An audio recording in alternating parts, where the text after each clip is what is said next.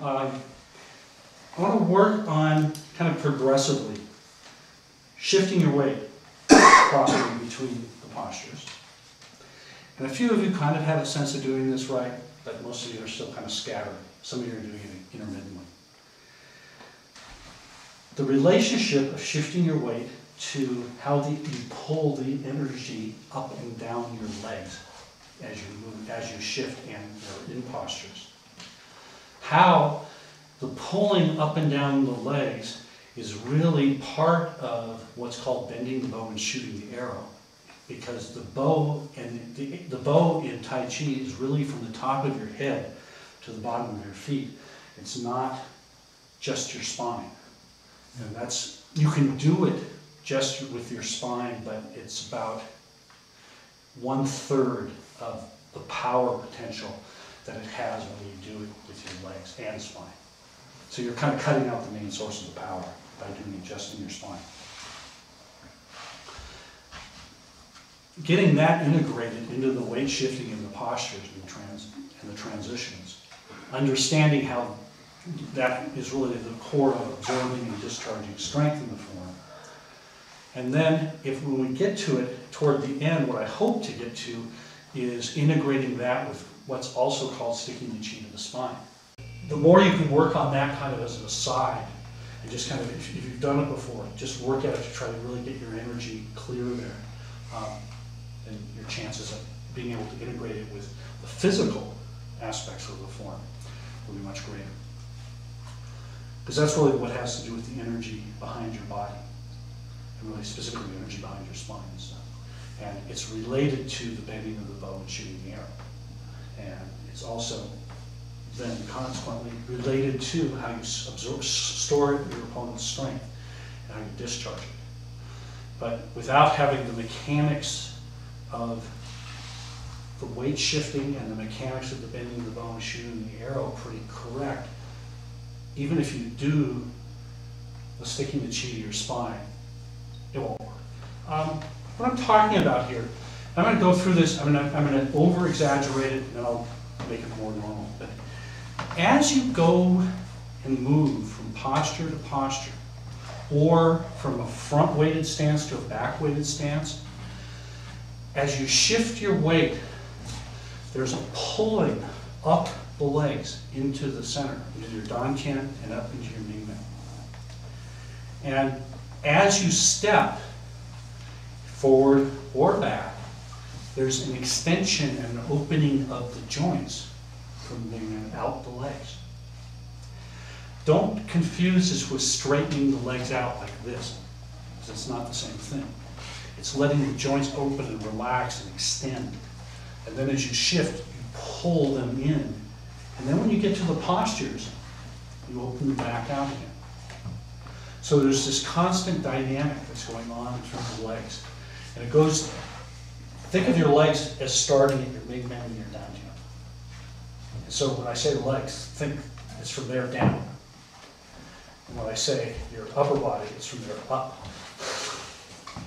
And so the mingmen and the dantian are very focal points in terms of storing and releasing the energy and your strength.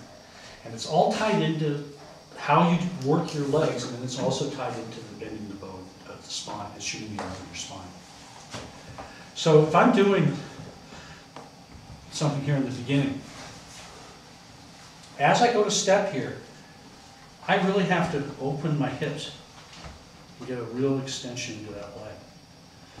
Then as I shift, watch what happens. I'm just going to put my hands here so it becomes a little more graphic. Okay, that's pulling in. Then, that's the opening. And as I open, I'm driving through the heel of my back foot. I'm not pushing my front knee forward anymore.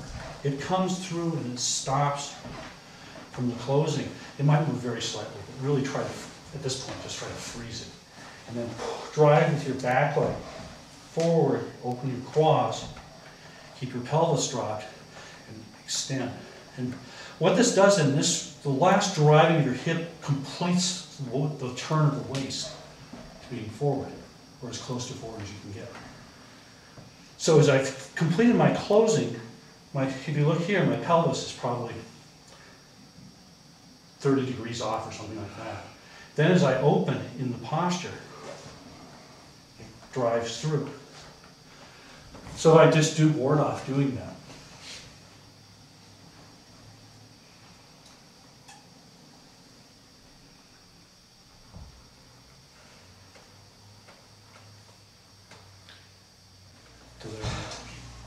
To understand this bending the bone, shoot the arrow, and this is really kind of from a mechanical sense,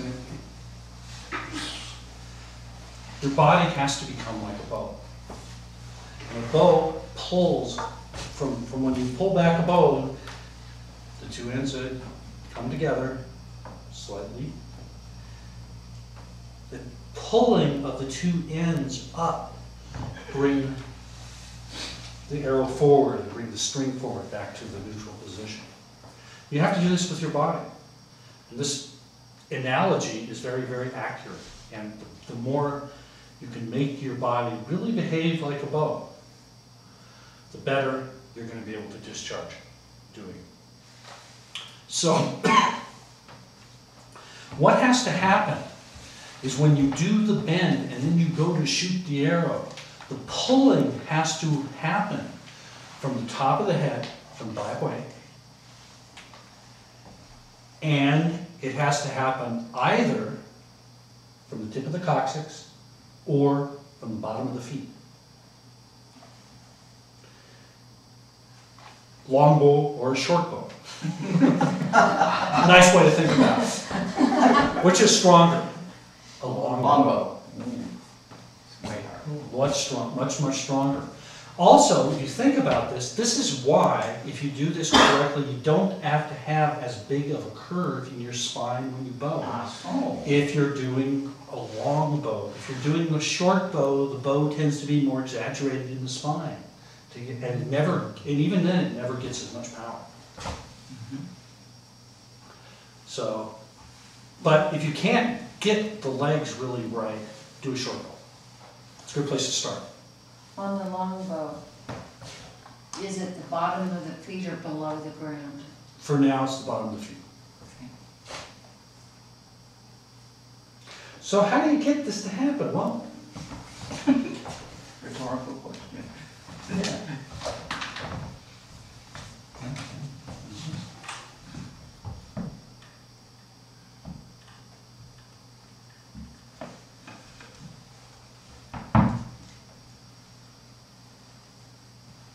In the form?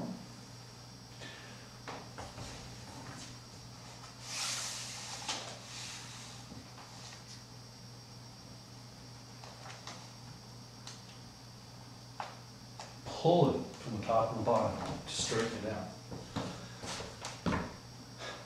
As with what we were doing earlier, if it becomes irregular as it stretches out, those diminish the power. So it's, again, it goes back to the smoothness and the consistency. But the pulling needs to happen from the top of the head and the coccyx or the feet. So you want to have a sense of straightening it out from there and there. And at first you won't be able to do this all that fast. But it's really the way you have to do it to make it work. If you try to go from here, like if I were pushing on somebody, if I go here and I go, and I try to do it by pushing like my spine forward, it has some strength to it, but it's not nearly as strong as if I bow and pull it straight up. This is like the primary mechanism for storing and discharging, okay? How it gets really thoroughly connected out through your arms is another thing you have to work on. You need to get this sense of pulling.